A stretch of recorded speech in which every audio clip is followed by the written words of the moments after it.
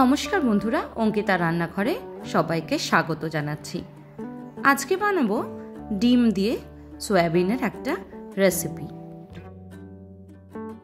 সয়াবিনটা সেদ্ধ করার জন্য প্রথমে আমি জলের মধ্যে নুন দিয়ে সয়াবিনগুলো দিয়ে দিয়েছিলাম।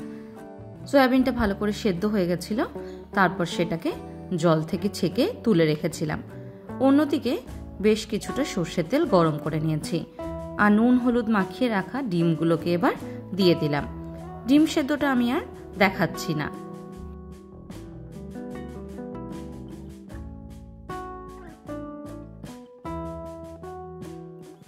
ডিমগুলোকে বেশ লাল লাল করে ভেজে নিতে হবে। তারপর এক এক করে ডিমগুলোকে তুলে অন্য একটা পাত্রে নিয়ে নেব।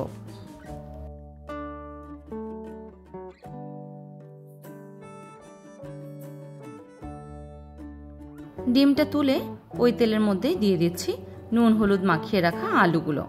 একইভাবে আলুগুলোকেও লাল লাল হয়ে ভেজে নেব।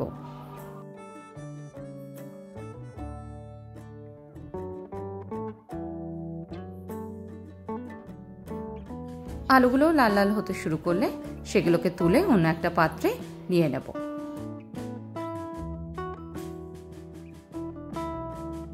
আলুটাকে তুলে এবার তেলটাকে কমিয়ে নিয়েছি।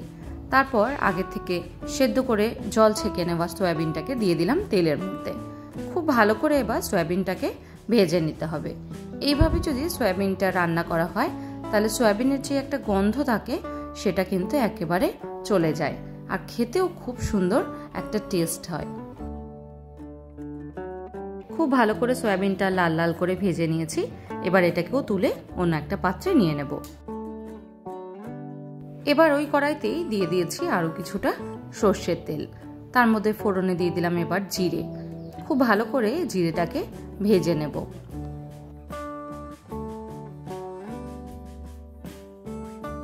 ভালোভাবে ভেজে নিয়েছি। এবার দিয়ে দিচ্ছি কুচিয়ে নেওয়া পেঁয়াজ।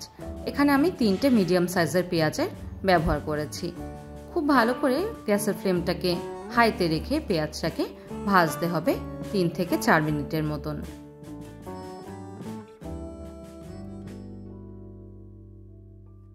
পেঁয়াজটা আস্তে আস্তে করে নরম হতে শুরু করবে আর এই রকম রংটা চেঞ্জ হতে শুরু করবে। সেই সময়তেই দিয়ে দেব আদা, রসুন, টমেটো আর কাঁচা লঙ্কার একটা পেস্ট। এখানে 10 কোয়া মতন রসুনের ব্যবহার করেছি, হাফ ইঞ্চি আদা, তার সঙ্গে 5টা কাঁচা লঙ্কা আর একটা মিডিয়াম সাইজের টমেটো। খুব ভালো করে মশলাটাকে কষিয়ে নেব। মশলা কষানোর সময়তেই দিয়ে দিচ্ছি নুন। নুনটা দিয়ে খুব ভালোভাবে আরেকবার নেড়ে মিশিয়ে নেব।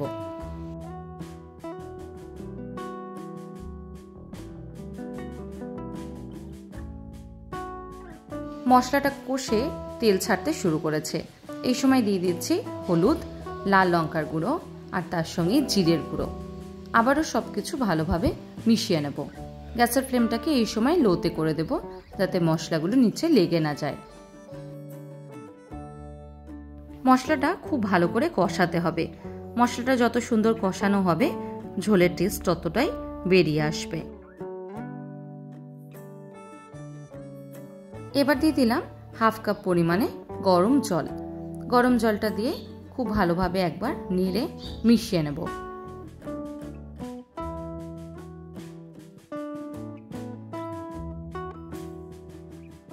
4 থেকে 5 মিনিটের মতন এবার ঝোলটাকে ফুটতে দেব। দেখুন আস্তে আস্তে করে তেলটা উপরে ভাসতে শুরু করেছে। এই সময়তে দিয়ে দিচ্ছি আগের থেকে ভেজে নেওয়া সয়াবিন আর আলুটা। খুব ভালো করে সমস্ত কিছু আবারও মিশিয়ে নেব। তারপর কিছুক্ষণ কষতে দেব যাতে সয়াবিন আর আলুর মধ্যে খুব ভালো করে মশলাটা ঢুকে যায়।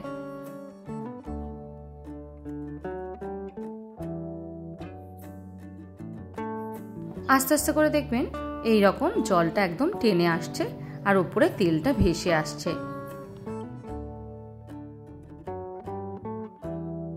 এবার দিয়ে দিচ্ছি আরো 1 কাপ পরিমাণে গরম জল। গরম জলটা দিয়ে আরো 10 মিনিটের মতন খুব ভালো করে ফুটতে দেব।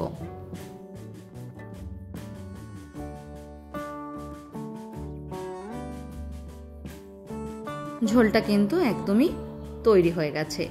এই সময়তে দেখে নেব একবার সবকিছু ভালোভাবে সেদ্ধ হয়েছে কিনা। আলুটা ভালো করে সেদ্ধ হয়ে গেলে তার মধ্যে দিয়ে দিচ্ছি আগের থেকে ভেজে রাখা ডিমগুলো। একই সঙ্গে দিয়ে দিচ্ছি হাফ চামচ পরিমাণে গরম মশলার গুঁড়ো।